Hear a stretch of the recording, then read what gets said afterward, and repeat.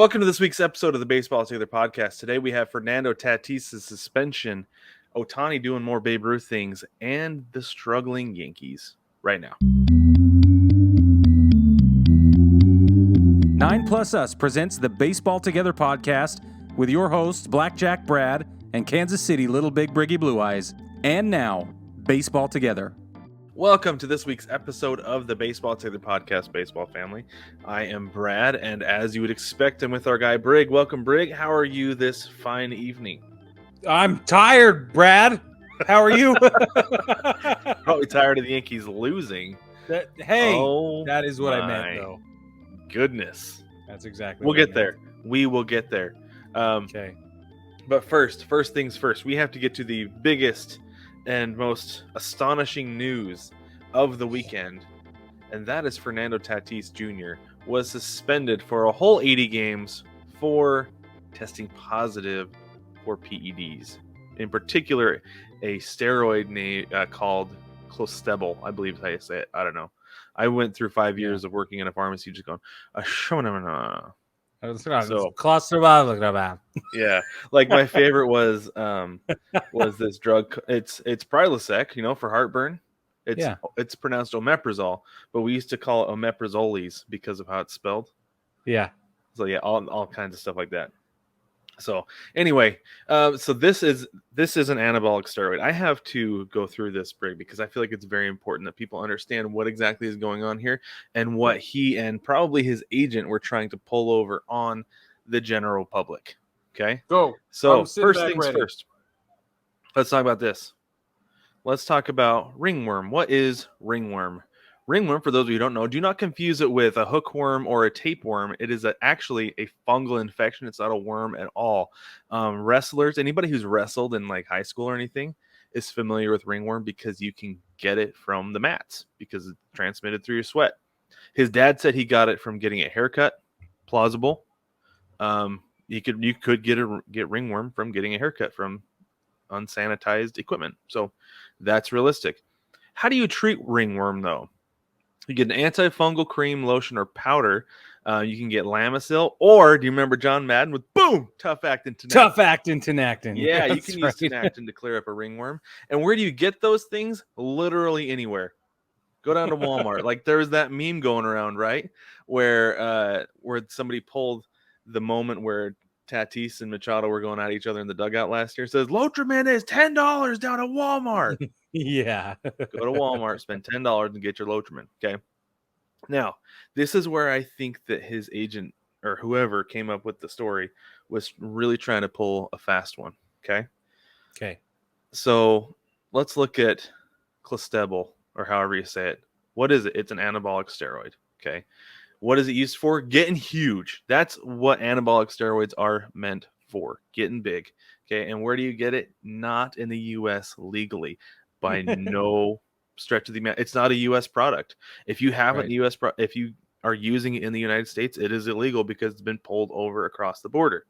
I was talking with a pharmacist friend of mine who I had worked with for a number of years. I was talking to him the other day. I said, what is this? Like, it's an anabolic steroid, right? Like, there's no reason for him to have ever said that he was using this for ringworm. He's like, and he thought I was talking about a different product, which I'll get to in just a minute.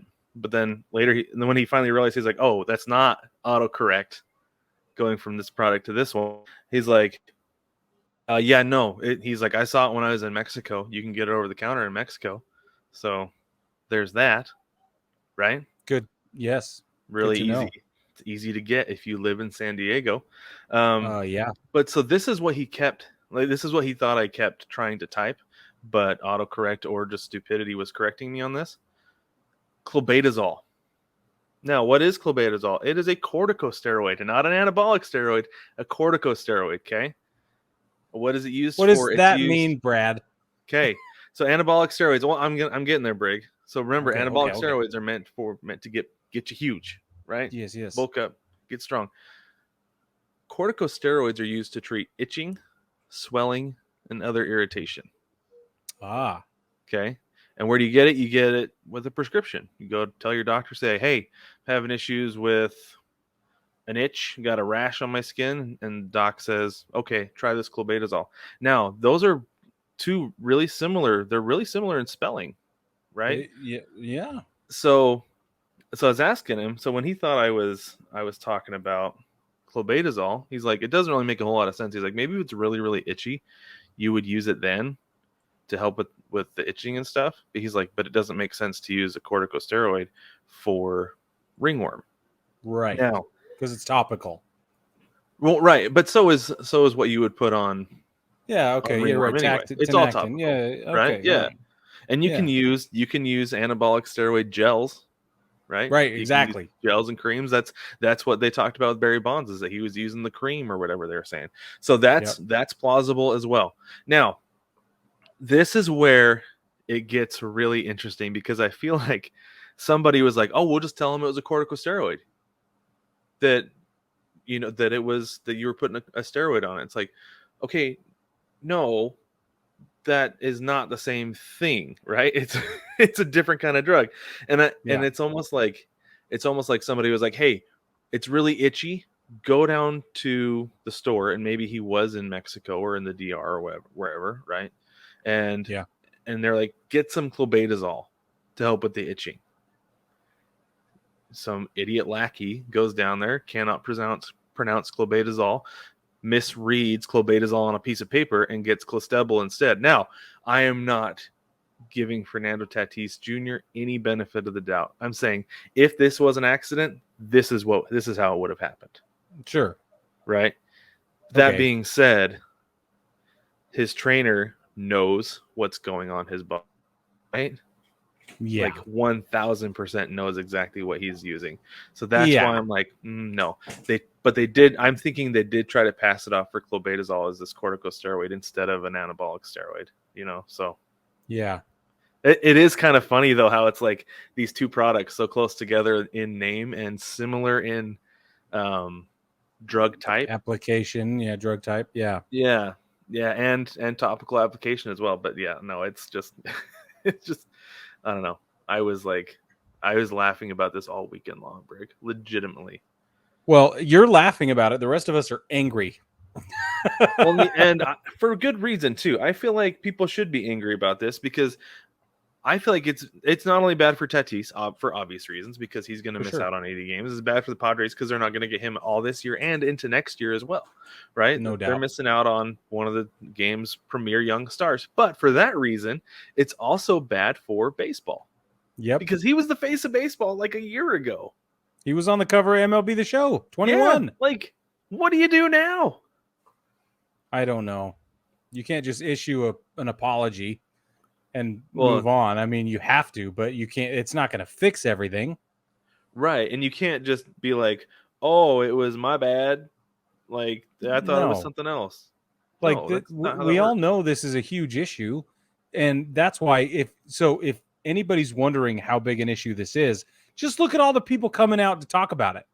Like, out of the woodwork, people want to talk about it and weigh in on this. A-Rod, Alex Rodriguez, who is known for having cheated. Right. He came out and said he's, quote, heartbroken over this news, and he hoped that younger guys would learn from his example. And while on the one hand, that is a really great PR line, bud. Like, we're really happy PR for you. It's so good. But at the same time, like, knock it off. Okay? You're still the bad guy. Just leave it alone. It's fine. I'm not buying it. But yes, we should learn from your mistakes, but you don't get to be the one to say that. You're not a saint in this situation, A-Rod. Back off. Somebody else comes forward and say, hey, don't do what A-Rod did. Don't do what Robbie Cano did. Yeah. That's what. So here we are. We're going to be the ones to tell you that. Don't listen to A-Rod. Take the message. But in this case, shoot the messenger. Well, this is crazy, though. So this is crazy to me that, like, he's getting busted so early in his career. Like, Robbie Cano was a little bit over the hill when he got busted the first time. The second time, he was, like, down to the bottom of the hill. Now he's, like, out wherever and cannot play without steroids, right? Like, legitimately cannot play without steroids. A-Rod was kind of the same way towards the end of his career. Like, after the second time, I was like, okay, like, I see what you're doing, what you're chasing here. It's going to take you longer than you think to get there. But at the same time, like, okay, like, yeah, whatever. And I said the same thing. Joel, he's my co-host of the Seattle Baseball Together podcast, as you know, Brig. And he was talking about how the Mariners should bring back Nelson Cruz at the beginning of this year. I was like, no. I was like, that dude, first off, is way too old to be on a team that young. Like, I understand what you're saying with veteran presence, but at the same time, like, no, I don't want that dude. And plus, if he's having any kind of resurgence, he is a known steroid user in the past. There's a good chance he could be on it again, and then you lose him. Yeah. And Jules' argument was like, well, I mean, then he's just like gone forever. You don't have to deal with him anymore, right? And then you just bring in somebody to replace him. It's like, but there's a whole clubhouse dynamic that's set up that's being ruined, right? That's right. Yeah. So, yep. It's biggest interesting. My initial reaction to this was that you let Robbie Cano in the clubhouse for 15 minutes, and now look what happened. I stand by that. I'm like, oh man. And that's the same thing with Nelly Cruz. Like, you just can't let it happen with what you got going on because it's so good. Yeah. I thought that was an excellent point when you said that. Like, man, Robbie Cano comes in for 15 minutes and look what happens, for sure. So, well, and the thing that I thought was absolutely crazy too with this whole thing was that the response of the teammates, that basically are just like, we don't want him. Yeah. We don't need him around. Yeah. Who cares? Yeah. We're going to win anyway. They've decided the juice just isn't worth the squeeze when it comes to him, which is crazy. It's not crazy. So here's what's crazy. You get a guy super young, super immature. We all know that. Right. But wildly good at baseball. Like crazy good. And you're thinking, okay, whatever. So then he makes his first big mistake. And he gets in a motorcycle accident and he breaks his wrist and now he can't play baseball. Still, I do not understand where in these contracts there is not protection for stupidity. So there is. The Padres could have voided his contract if they wanted to. They didn't have to, right. But if they wanted to, because of the motorcycle accident, they could have voided it because there are clauses against things like that, against dangerous activities. And if they go do stuff like that and they get injured, if they go do it without getting injured, they can void their contract. If they had found out that he was riding a motorcycle in December before he crashed and broke his wrist, they could have been like, okay, you're done. Or I guess it would have been November because you can't do that in December this last year. But anyway. Okay, but what about this PED thing? Okay, so I was listening to Samson today, and he talked about this. Good, because I asked Samson. Did you? I sent him a direct message, and I said, in light of I'll read it to you, because he didn't respond back. So if he talked about it on his show, I want to hear it. That's probably why he didn't respond. Perfect. Here's what I said. I said, David, in light of the Tatis situation, why aren't contracts written with clauses that protect the club when off-field actions negatively impact players' ability to fulfill their contractual obligations? Am I alone in feeling that it's absurd that a 14-year, $340 million extension does not include a mess around and find out stipulation? Obviously, that's edited for our family, but I'm still upset. So there is a clause for, and he specifically said this, like what I just said, there is a clause for dangerous activities, right? As far as like riding a motorcycle, things like that, there is a clause for that. But what there is not a clause for is PEDs. They have tried to get a clause for specifically for testing positive for PEDs that they can void a contract. And guys have called for it too. Justin Verlander has been very vocal about this. Yeah, right? He has. But did Samson answer why they're not happening? Is it a PA thing? He did. He said that the Players Association said that it doesn't take much to fake a positive. That if you've got a guy on a 12-year deal and 6 years in starts not playing well, and you're like, golly, we're bogged down with this contract. We can't afford to pay anybody. We can't attract any free agents on a discount. What do we do to get out of this albatross? We put a little bit of a squirt of, what is it, Clostebol in his P-test. Comes back positive. He's suspended. We void the contract. That's what the Players Association is worried about, and that's why they won't do it. It's a legitimate concern. It is a legitimate concern, especially with everything we read in Bloodsport. Yeah. It is an absolutely valid concern. Man. No kidding. Oh, baseball family, if you still have not read Bloodsport, you've got to go do it. We'll put a link in the doobly-doo so you can get on Amazon and order yourself a copy because it is so good. We did it on audiobook. The audiobook was phenomenal. So anyway, if you have Audible or one of the others, jump on there and do it. Here's what I love. Jonathan Papelbon, former Red Sox pitcher, he said that he would throw at Tatis every single time he got a chance. He's like, I don't care if it walked in a run. It doesn't matter. Didn't he throw an A-Rod every chance he got to? Yep. Every single time. So you know he's good for it. Yeah, he's going to back this up. He's not. But it's interesting. Talk. It's interesting because he's like of the old school. Yeah. And the guys these days aren't. Right. Well, I feel like he's like the last of the old guard, right? And totally. I know he's not like he's not around anymore, but no, he was one of the last of the old guard. Because the thing is like my thing is having been hit in the head with a fastball, it sucks. I don't want anybody to get hit in the head with a fastball.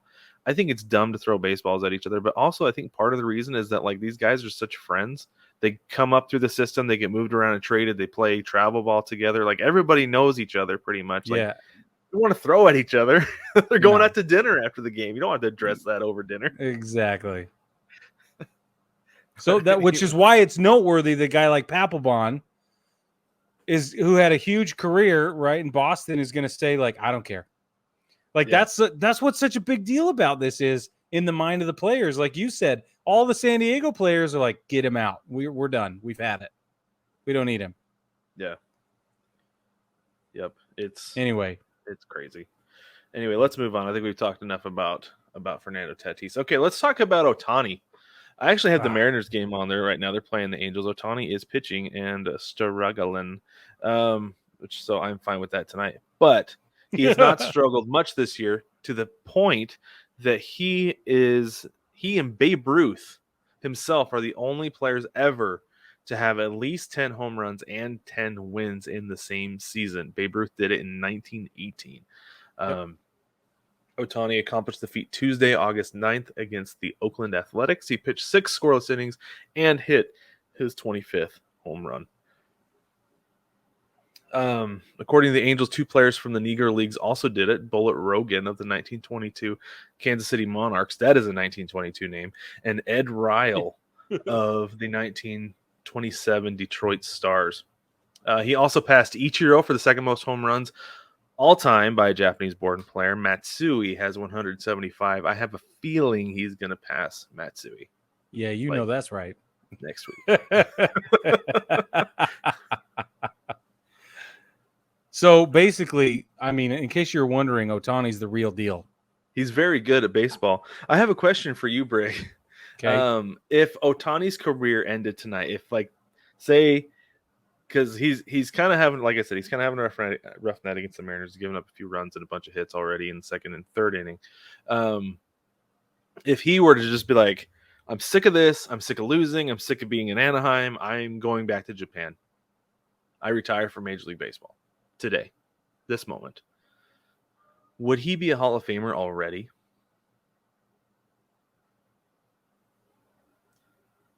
In a short career? Yes. He's on the ballot minimum. Oh yeah, he'd be on the ballot because I don't know that I don't know that he's first year. But I'll bet within the window he makes it in. I mean, the guy's impact on the game cross-culturally, between sports. I mean, he's reshaping the brand of the organization. This goes way beyond performance. But he has the performance to back it up. I mean, he's tying records and breaking records that have stood since 1918. I mean, this is insane. It's truly insane. It's truly remarkable. If he gives it up at the end of the season, yes, he makes it into the Hall of Fame, probably on his 5th or so year. So I think that he would be first ballot. Just you think so? For the reason that the only person you can compare him to is the legend of Babe Ruth. Yeah. If there is only one person who's ever done what he's done, and his first year was in 2018. He played 100 games, 104, 106. He played 44 in 2020. And then last year was the first year he actually played an entire season. In that time, for people to be like, the only other guy who's ever done this is Babe Ruth. Right. The only person to have ever done this is Babe Ruth. Yeah. There was no power hitting pitcher who every fifth day came up and hit a double or a home run every once in a while, even. Yep. Like, right. think about that for a little while. That's what I'm saying. Right? Like, I feel like that's why he would get in first ballot. Well, and Because there's also the there's- recency bias. Right. There is that, but I think beyond that, though, that people understand what he's doing. Yeah, they do. Kind- Especially the voters. But only like kind of at that point, though, because it hasn't been done for 100 years. Nobody else has done it. Exactly. Nobody's been able to figure it out. So Right. I say, think that's a big yeah, part I of think it. you're right. I think he goes in. I like your argument for first round, first ballot. I like that. Yeah. Fortunately, I think that he's got a lot of years left. Yeah. He's 28. I think we'll see him for at least another 10 years. So Wow. I think you're right. he, 6 to 10. 6 to 10. Yeah. This is my thing with Ohtani is you look at the way he moves.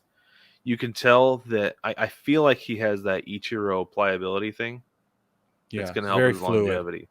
Yeah, Yeah. he's everything he does is very smooth, and I feel like a lot of that comes from pliability. So the elbow thing was an issue. I think it's going to be resolved. I think at this point it's resolved, and I don't think that he's going to need Tommy John a third time. Knock on wood. Right. Knock And hard.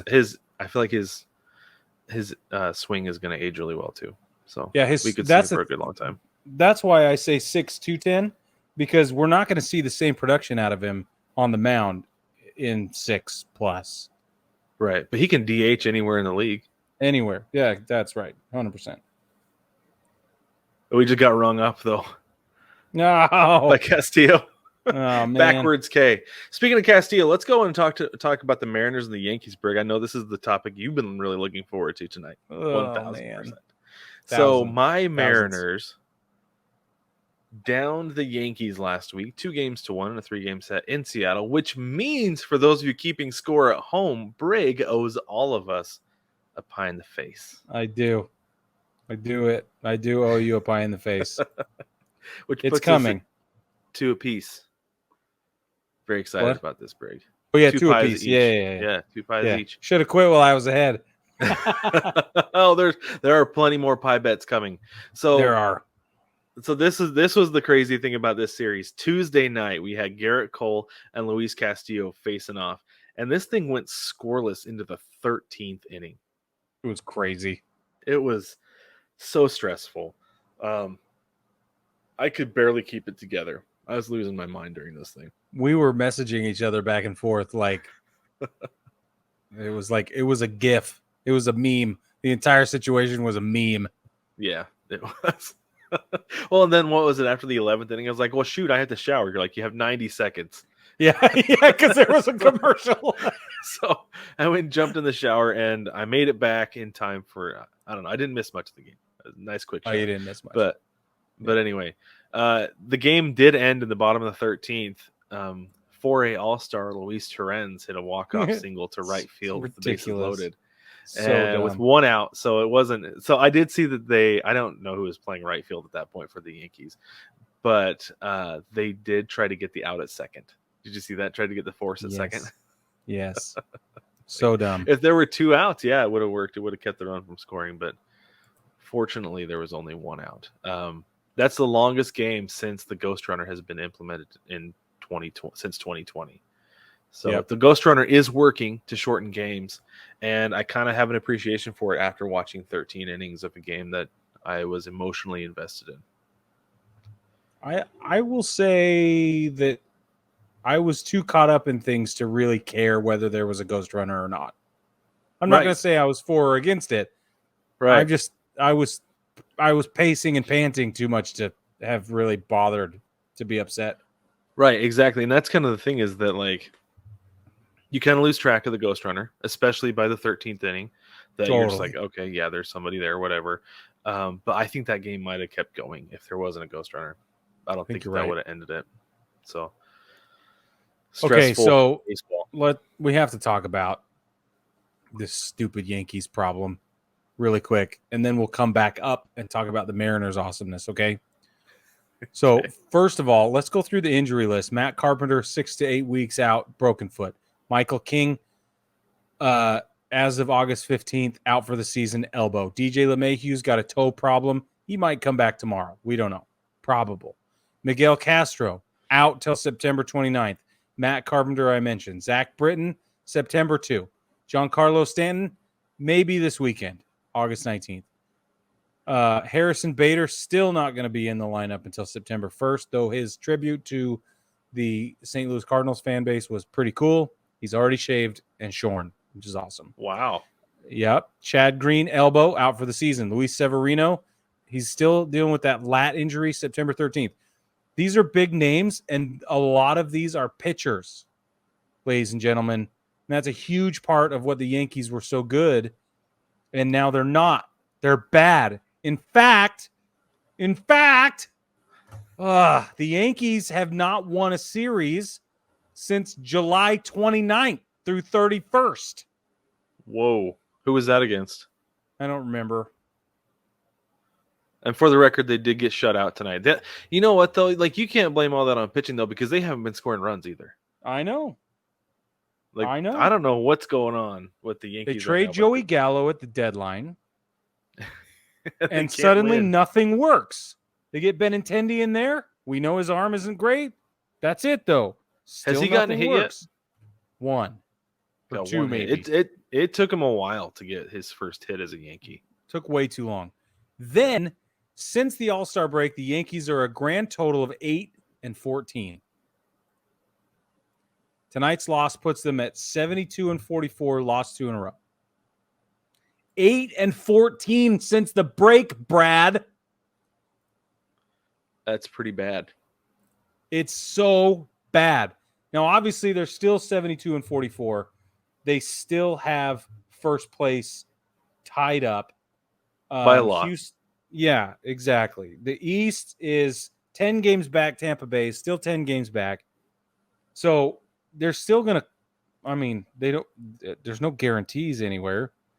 Nobody's mathematically, successful at this point. There are mathematical losers, but nobody's a mathematical winner yet. So we can't blame that. But it's just Rome is burning, and I hate that I was so on the nose early in the season, and then I got proven wrong, and now I'm right again. It's like so upsetting. So maybe if I say it again, that Rome is officially burning, it doesn't smell like smoke, and now it officially is burning, that they'll turn it around. Come on, boys. Because for a long time they had the best record in baseball, and now they have the 4th best record in baseball. You've got the Dodgers, who have been unbeatable of late, have 79 wins. The Astros and Mets both have 75, then the Yankees have 72. So that's significant ground that all those teams made up. And the Braves even have 70. They do. And they were a mess early. They were a mess. They led the league in striking out. Like they were on pace. They were on pace to set a major record, by a long shot for strikeouts in a season. And now they could very well play in the NLCS against the Dodgers again. For sure. They very well could. So, but the Mariners, though, are not bad. No, they're not bad. The Mariners are in a good spot. They're not going to win the division. They're not going to be able to catch the Astros. There's no chance of that. The Astros are. I feel like the Astros are the best team. I mean, they're definitely the best team in the American League. I feel like the way they're playing, they're right up there with the Dodgers. They're a scary team. Yeah. So the Mariners are sitting in second place in the wild card. Actually, currently at this very moment, they're tied with the Blue Jays for the number 1 spot in the wild card, because the Blue Jays lost to the Orioles 7-3. Tonight. Well, and Tampa Bay just beat the Yankees. That puts them at a tied spot for first place as well in the wild card. Isn't my that goodness, three-way? it does. So yeah, at this moment we have a 3-way tie. If the Mariners win, man. they'll get a half a game up on everybody. Oh, So wow. The Mariners could take that first wild card spot? yeah, and I think that's fantastic. I think it's the spot that they need. Yeah. I just don't want them to play Houston in the playoffs. Like, Oh, as much no. stress as it would be for us to be sitting here talking about it during the entire series, for the Mariners and Yankees to play in like the division series, For right? sure. Like, that would just be, we would both be a mess the entire time. Just a complete That's disaster. the matchup that I want right now. Yeah, it is. It is. You stand a chance in that situation. Yeah, exactly. But So, if you play Houston, it's over. oh yeah, for sure, no chance Just against roll Houston. over. Yeah, pretty much. But the problem, though, of late is the Mariners did lose 2 out of 3 over the weekend against the Rangers, which in the Mariners group that I'm in on Facebook, somebody did point out, they're like, this team is not bad. They're not going to go on a slump. That's just the law of averages because they've owned the Rangers so far this season. They were due to lose a couple against them. So that kind of talked me a little bit off a cliff because I was really worried after the poor performance over the weekend. But things are going well against the Angels so far tonight, and that's encouraging because the Mariners do not play the Angels well, just historically, and it's really frustrating being married to an Angels fan. So there's that. All right, let's move on. Let's talk about Tim Anderson. So he's out with a torn hand ligament, 4 to 6 weeks. Should get him back. But his slash line this season, he's been 301, 339, 395 with 6 home runs, 25 RBIs, 13 stolen bases. That's in 79 games. He's a big deal for the White Sox. The White Sox have been struggling. They just cannot figure it out. They're 59 and 56. They've kind of upticked a little bit recently. But I just don't. They're not going to catch Cleveland or Minnesota. They're only a couple games back, but I don't think they're going to be able to be consistent enough to catch either of those teams. They're going to miss the playoffs again. And the thing that's crazy is they brought in Tony La Russa to take them to the next level to win a World Series. Yeah, they did. And they're not just being victimized. They're not just the victim of these other teams being so good. No, they're it's not that. Because the division's not good. No. So that's not it. My question to you is, at what point do teams decide, like, all right, like, could he have played through this? We don't know. Let's classify it as that so that let's rehab him. Let's throw in the towel. We'll just do so graciously and soft. You know what I'm saying? Like, are we there? I feel like a bunch of teams are there. So let me tell you the point you get to that. I feel like, honestly, Boston is there. They're only 4.5 back in the wild card. Not that much. Not that much in the wild card. But with the teams up above you, yeah, it's tough ground to make up. Because, yes, they're 4.5 back, but they're also 1, 2, 3, 4, 5, 6. There are 6 teams ahead of them who have to fall before they get there. So that's Baltimore being one of them. I know. It's amazing. That's good. absolutely outstanding. Like, I'll say it again. We thought that Baltimore is throwing in the towel or something when they traded away Trey Mancini. Oh. And somehow they're better? Stupid. I don't know. What do we know, Brig? Nothing, apparently. Apparently, we know nothing. Jewel and I always talk about wanting to be GMs, and I was like, you know what? Like, between that and then with the Mariners having a bunch of guys coming back from injury and having like DFA some guys and option them down to AAA, I was like, I would not want to be a GM and have to make any of those decisions. No, not one of them. I agree, but I will sell hot dogs. You could be a minor league GM and sell hot dogs. There you go. Get your hot dogs. Get your hot dogs here. There you go. I'm practicing. Yeah. If anybody wants to hire me to sell hot dogs, let me know. He'll do it. All right, let's do one more, then we'll take a quick break. Let's talk about the Cardinals. They carpet bombed Denver. They did. That's a little insensitive, but it's true. Because it was a 16-5 game. It ended the Cardinals' 7-game win streak. But they lost 16-5. Ryan McMahon hit a 495-foot homer for the longest drive by a Colorado player at Coors Field ever. That's saying something. Right? There have been some bombs. There have been some major bombs. Yeah. Randall Grichuk went 5 for 5 that night. And Miles Mikolas for the Cardinals is their starter. He was an all-star this season. He was tagged for 10 runs, 14 hits in just 2 2/3 innings, Brad. Poor guy. Holy cow. 10 runs in 2 2/3 innings? Why do you leave your guy in? It's like Colorado decided they were going to save up all season's worth of effort and triumph and just dumped it into this game. Well, what they did was they saved their pitching for this game because they've been in some shootouts. I watched a game with them earlier this season. It was like 14-16 was the final or something like that. They ended up losing that one because their pitching couldn't get it together. But like, I feel like this year above every year in the past, like the Coors Field effect has truly been felt. They talk about it all the time, right? The guys hit really well in Coors Field, but like this year, I'm like, yeah, there are a lot of dingers going out of that stadium this year. And I think that I wonder the Rockies are finally like, we're not going to win any games. Let's just put on a show. Yeah. Trot out the worst guys we have in AAA. They'll just throw batting practice to the opponents. Everybody likes to watch home runs. Come on. Yeah. Sell seats. Sell tickets.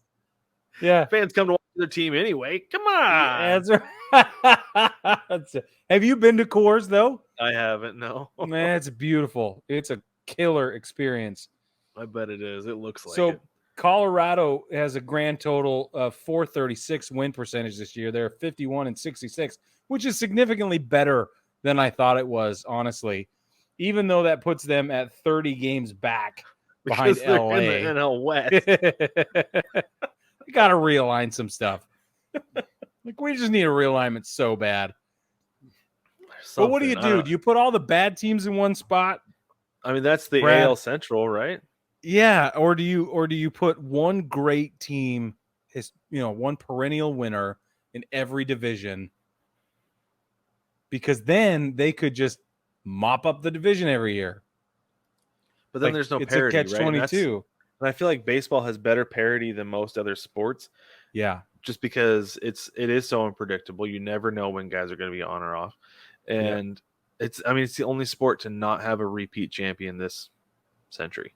Right. So, yeah, it does feel like the Yankees or the Red Sox go every year, but it's because the Blue Jays, Rays, the Rays are good, right? Yeah. They go just about every year, but like the Orioles had just been terrible for a long time. They just could not get it hit, and they finally have this year. So that's going to mix things up. The Mets have been metting the bed the last several years and having issues with that. That's right. So there's now they're in first place, 5.5 games up. Yeah. It was like one game there for a while. It was close until they played the Braves. Yeah, once they went head to head with the Braves, then they jumped out ahead. But no, I don't know. There does need to be some realignment, I feel like, in the Central divisions, just because they are they're like 3 or 4 steps behind the other divisions. They are. And I don't know what it is. 2 steps for sure. Yeah, at least. I don't know what it is either. So the Mariners are 62-54, and the Guardians are 61-53. Even St. Louis on top of the NL Central is 63-51. Yep. Whereas the Mets are 75-40. And the next second place, Braves, 70-46. Yeah. Even the Phillies, who are the NL East third place team, is at 64-51. That's St. Louis's record is 63-51. Yeah. And that's third place in the NL East. Yeah. Whoa. Well, the Padres in second place in the NL West are 65-52 going into today. So it's and Cleveland's 62-54. And I feel like that's the way it's been the last 10 years too. 10 years. That the central divisions in both leagues are just behind the others. I don't know what it is. I don't know why. I don't know if it's because they can't attract free agents, but guys go to St. Louis, guys go obviously to Minnesota. They go to Milwaukee. Yeah. So I don't know what it is. I'm not Last sure. thing before we take a break, Austin Riley reaches his 30th home run on top of an RBI triple as Atlanta outlasts Boston in 11 innings recently. This is only important because Austin Riley's awesome. and he just hit his 30th home run. So there you And go. he just got paid. Yeah, he did. And he's still earning it, which is awesome. Yep. Good for him. Good for him. Good for the Braves. I like it when the Braves are good. I feel like it's better for baseball just because of the national brand. Because thank you, TBS. So and the geography. Anyway, let's be honest. Yeah. Let's go ahead and take a quick break. When we get back, we're going to get into fantasy baseball update, and we'll talk about Keith Hernandez of all guys. No matter which ballpark you're at, you want to rep your team. Now you can with 9+ Us. Welcome to the Big City Series. With every design available in your team's colors, you can fit in with the home crowd or stand out on the road. Either way, we have the colors you crave. Shop the Big City Series and find designs that rep your favorite baseball podcast, cheer from the cheap seats, and much more. Shop the Big City Series only at 9plusus.com. The Not Another Sports Podcast is the home of sports talk for everyone. Every other week you can catch David and Jason as they talk about all things sports, from current events to classic moments and everything in between. You can find the Not Another Sports Podcast on Anchor.fm, Spotify, Apple Podcasts, Stitcher, Podcast Addict, and more. Please don't forget to subscribe, rate, and review.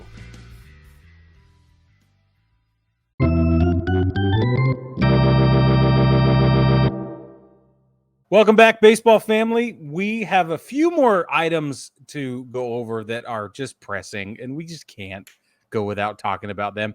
First is our fantasy league. We got to update you on that, and then we'll jump back and talk more current events. Brad, why don't you give us an update on fantasy?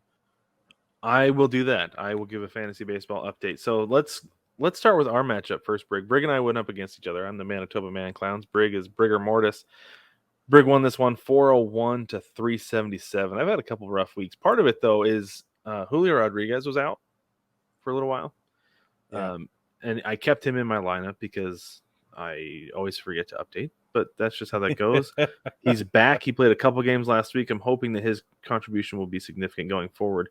Briggs' high score, though, was Yuli Gurriel with 63 points, and then Jake Cronenworth with 50. Yeah. You kidding me right now? My high score is Matt Olson with 89. Yeah. And then I had Adley Rutschman with 57. Breadth, bro. So, yeah, like I spread it out. Yeah, you really did because you had 49, 56. It was after our fourth player. Your fourth player outscored mine, and it was significant. Ty France outscored Juan Soto, who had a rough first week as a San Diego Padre. Yeah. By the by. Ty France is awesome. He is awesome. I'm happy he's back from injury, too. Okay, Big League Chupacabra. That's Jewel over the Springfield Isotopes. That is Zip. Jewel won this one 357 to 244. Jewel's top scorer was CJ Crone with 67 points. Martin Maldonado gave Zip 45. He also had Josh Bell with 45. And then Jewel had Jared Walsh with 55 points. So Jewel pretty much dominated that matchup. Yeah. Jewel is first place in the league, 13-4. Zip is, in contrast, last place with at 3-14. Then we've got the Springfield Nuclear Power. That's Torrey.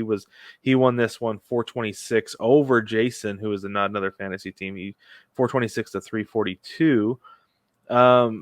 Torrey's top scorer was Paul Goldschmidt. Paul Goldschmidt having an outstanding year. Do not be surprised if he wins the MVP this year. He also had Nathaniel Lowe with 70 points. He had a great series against the Mariners, by the way. Just had a great series. And then Jason's top scorer is Ryan Mountcastle with 61 points, and then Pete Alonso with 57. So he's going to need to get more production out of Pete Alonso. Did you see the thing with Pete Alonso this weekend where it looked like he was handing the scratcher tickets to Buck Showalter during a mound visit? No. So I'm pretty sure they were probably like scouting reports, but they looked like scratcher tickets. Like lotto scratch offs? Lotto scratch off tickets. Yeah. That's what they looked like. I'm 90% sure they had to have been scouting reports of some variety, but he handed them to Buck Showalter. And he kind of gave him this look like, what's this for? So it's like maybe they were. I don't know. That's really funny. It's a funny video, though. And then our last one, we have Grace Under Fire. That's Denise. She beat John Harrisburg Charlie's. Denise won this one 441 to 394. Wilson Contreras, still a Cub, by the way, Yeah. was her high score, 66 points. Then she had Frederick Freeman with 51 points. John had Will Smith. He drafted him, calling him the best catcher in the game, by the way. Will Smith gave him 65 points, and Reese Hoskins had 56. I'm surprised he has a single Philly on his roster with the way he I talks. am too. Like, legitimately surprised he has a single Philly. Sure. So this is another one that's kind of crazy because John's top 3 scorers outscored Denise's top 3. Their fourth player in line was tied. That was Seth Brown with the A's for Denise and Nolan Arenado with the Cardinals. For John, they both had 43 points. But then after that, John fell off a cliff and Denise stayed in the 40s and the high 30s. Yeah.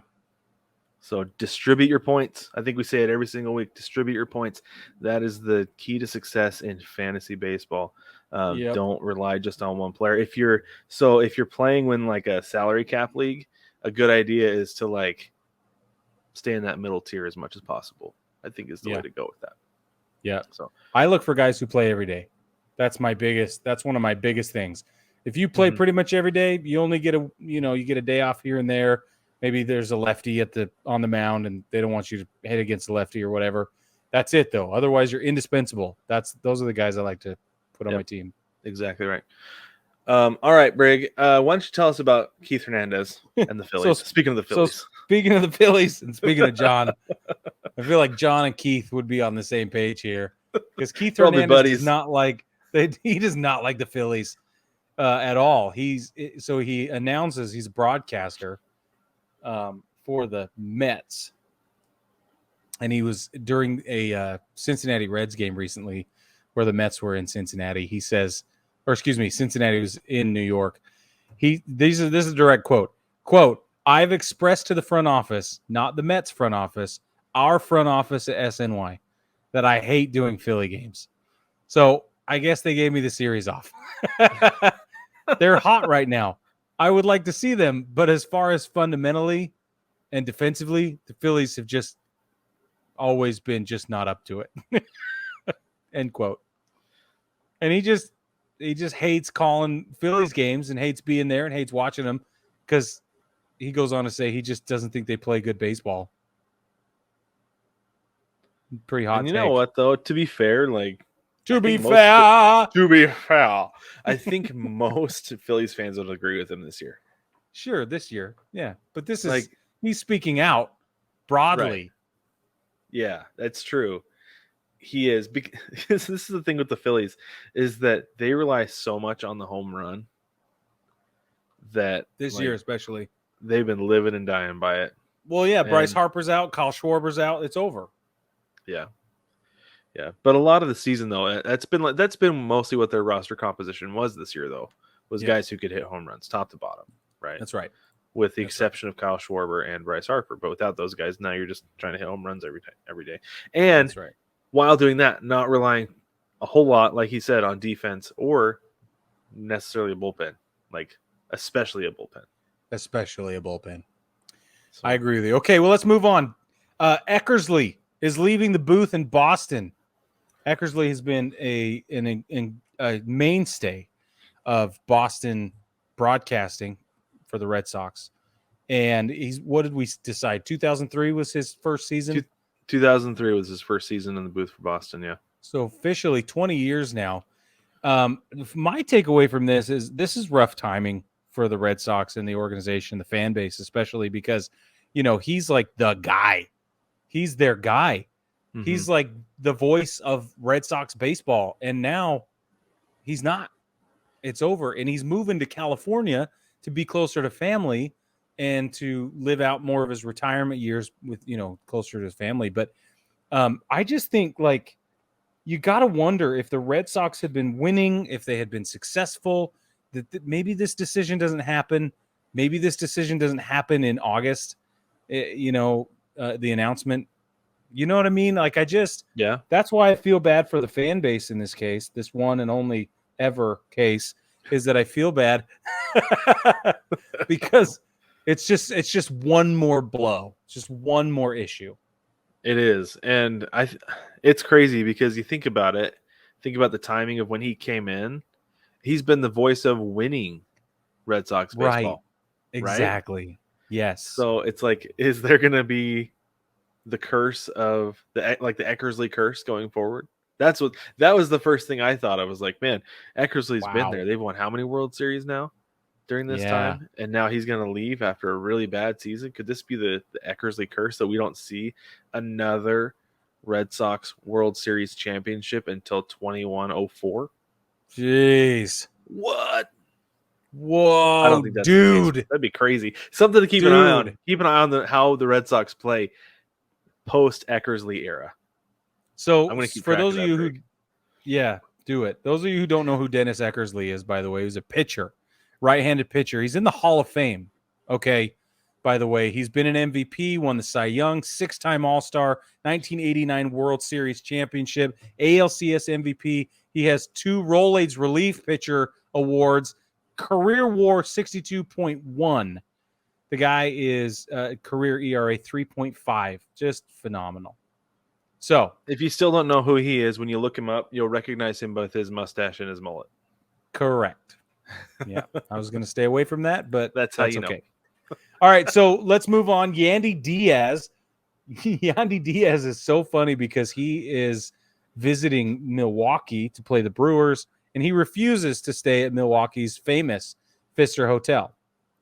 The building is 130 years old. It's reportedly haunted. Hence the big issue here. It's well documented that he's afraid of ghosts. It's also well documented that the Pfister Hotel is full of ghosts. And even I think there's a new tower in the last handful of years. They built a new wing, and people still are like, no, I don't care. I'm not going to stay there.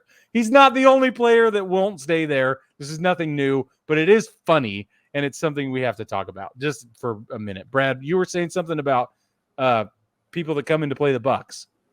Yeah, so everybody who comes into Milwaukee to play the Bucks in the NBA, they stay in the same hotel. And players all the time, they're just like, it's an unfair advantage because you don't sleep because you're afraid of the ghosts. I heard somebody last week, I don't remember who it was. I don't think it was Yandy Diaz, but there was somebody, some team was playing in Milwaukee, and they said that they felt a hand on them in the middle of the night. They swore it was a ghost. And it gave them like a charge of power because they hit a home run the next day. That dude sits in he goes the Pfister every time. Yeah, for sure. Funny. Bring it, fellas. So, yeah, no, I thought that was really funny. No, I love the stories that come out of that hotel because everybody's afraid of the ghosts and stuff like that. It's so good. So good. We're going to move on to the Field of Dreams game. That was this Thursday, last week. And before we get into the Field of Dreams game itself, because we're going to have to, we need to tell you that there will not be a 2023 Field of Dreams game.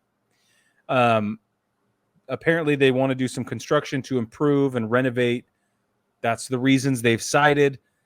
And I don't know. I've not been there, so I can't speak firsthand. But, Brad, do you think that this is the real reason? It could be. I honestly, my opinion is that what they need to do while they're doing this construction is they need to install a bandstand.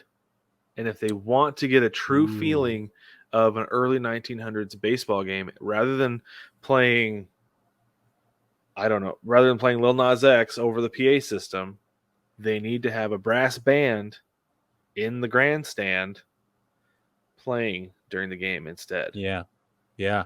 And maybe they institute dress code, have people show up with their bow ties and their po' boys and everything, That'd be awesome with Suspenders. bowler hats and fedoras and everything. Yeah.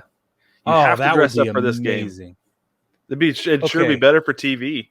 It would be way better for TV.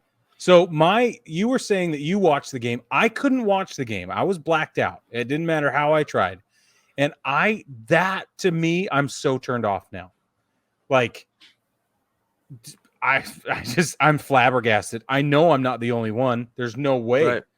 And right. I am so angry. I don't know why I'm unreasonably angry, but it is an unreasonable amount of anger.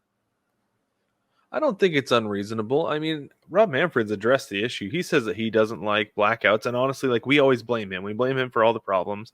But when it comes down to it, it's the TV networks being like, okay, we'll have exclusive rights, but this is what comes with having exclusive rights. That if people can watch it on TV, if people can watch it on Fox, on their cable box or whatever, we don't want it to be on MLB TV. Because we want people watching Fox, because we get paid for people to watch those ads. And MLB TV cannot have like a direct stream where it goes in and has the game go break to commercials and show Fox commercials, because that's not how that works, right? Instead, you get baseball's end.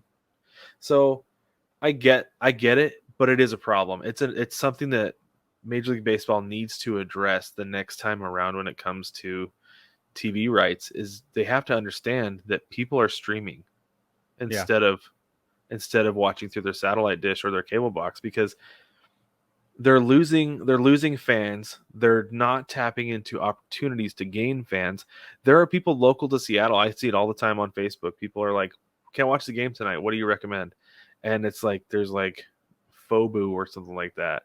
Fobu TV or whatever it's called. I can't remember, but that a lot of people subscribe to that, because it's basically rerouting your connection through a VPN so you can watch local TV without having cable. And so baseball needs to address it. They need to have some kind of language in their new deals where everybody who wants to watch baseball should be able to watch the Field of Dreams game. Next year, when baseball's in London, everybody needs to be able to watch those games. They need to treat it like the Olympics. Yeah. Needs like to be a a time really delay. big deal. Yeah. And we're going to rebroadcast it at this time of day so that you can see it, even with the 6-hour issue. Yeah. Anyway, and it's a big problem. There were some other issues that I had with the Field of Dreams game, but I don't think we have time to get into those. Let's move on to Albert Pujols, because as of tonight, it is currently Monday, August 15th, nearing midnight on the East Coast. As of tonight, Albert Pujols has 7 home runs, he is 7 home runs away from tying Alex Rodriguez on the 4th all-time list in career home run leaders. 8, and he'll clinch 8 home runs. He clinches the 4th slot. But the really interesting thing, and I read this with Sports Illustrated, brought this to my attention, he's also homered off 448 different pitchers in his career. That puts him one away from tying Barry Bonds' #1 record of having hit home runs off of 449 different pitchers. And to me, that's so cool. Like, I don't know that it's like a world-beating record or anything we should, I don't think that would go down in a Hall of Fame script unless it was, oh yeah, and by the way, What it is, though, is it's another footnote where MLB gets to erase Barry Bonds, and that's what they want. Yeah. Right? Yeah. As many of those as they can get erased, that's what they want. Yeah, you're right. So I think it's cool, though. That's a cool little thing. Maybe the Cardinals can try to get some opponents to trot out some AAA pitchers late in the season. Yeah. You're already out of it anyway. Just bring a guy up and have him throw a couple meatballs to Albert. We just want home runs. All right, let's get into the postseason schedule. The MLB has announced the postseason schedule. So this is what they are. Playoffs will begin October 7th. Wild card series, all games on ESPN. Teams will play 3 straight days as necessary in a best-of-3 series. Then on October 11th, we move to the division series. Those begin. The games will be on TBS for the American League and Fox or FS1 for the National League.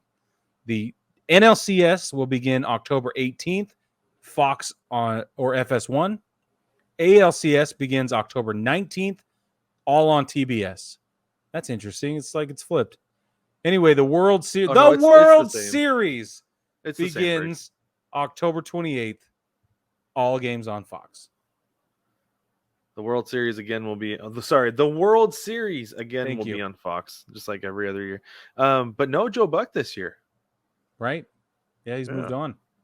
That'll be different. It'll be a different experience. Yeah. I'm excited. I always get excited when the playoff schedule comes out because it means we're close. Yeah, we're close. It's right around the corner. There's only one October. Do you remember that when Dane Cook did? There's only that that sketch. There's only one October. We'll see if we Maybe, can find I a don't know. link because it's Most so of good. Most of Dane Cook is blocked out of my mind. That's fair. That's fair. But no, I think it'll be fun. It'll be really exciting. I don't think we're gonna do a live stream this year unless we decide to do one for the World Series, but we'll let everybody know Yeah, we'll let you know. the live stream. But speaking of live streams, you can join us on Thursday nights on your favorite platform between Facebook, YouTube, or Twitch. We're over on Twitch. That's right, not just video games on Twitch. We're there as well. Thursday nights at 9:30 p.m. Eastern, we will go live and we will talk about some of the current events from the week and highlight the upcoming series of the weekend. Brig, tell them about the shop. Don't forget, you can jump on the shop at 9plusus.com. It's NINEPLUS, US.com, 9plusus.com. I've got my official Baseball Together podcast t-shirt on right now. Brad is wearing his not sexy Seattle shirt.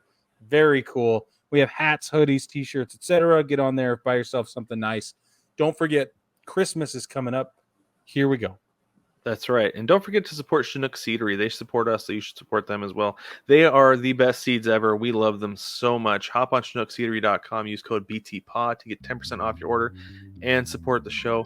Baseball family, don't forget to like, subscribe, rate, and review wherever you can. You can leave comments in the comments section on YouTube or send us an email in the mailbag on baseballtogether.com. We'd love to hear from you. We love to interact. We've been getting a lot more comments on YouTube lately, and it's a lot of fun. Love it so much. But baseball family, thank you so much for joining us. We will catch you next week.